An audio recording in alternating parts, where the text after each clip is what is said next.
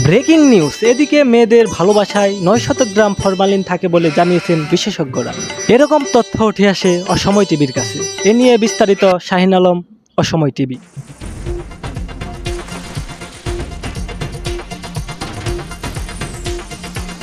সুপ্রিয় দর্শক, ওই যে এক দাদু আসতেছে, মেয়েদের বিষয়ে তার কিরকম মতামত সেটা নেওয়া যাক।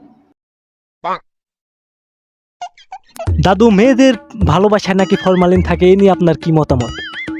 আর দাদু বললো না, তোমার দাদিরে ভালোবাসা বিয়ে করছিলাম। এখন আমি বুড়া হয়েছি দেখে তোমার দাদির তার তেগরা চৌয়ান নাতিরে নিয়ে বাইয়া গেছে। এখন আমি বুঝলাম মেয়েদের ভালোবাসায় শুধু ফরমালিন। এতদিন কারে লইয়া সংসার করলাম, ওর মনে তো শুধু ফরমালিন, মেয়েদের মনে শুধু ফরমালিন।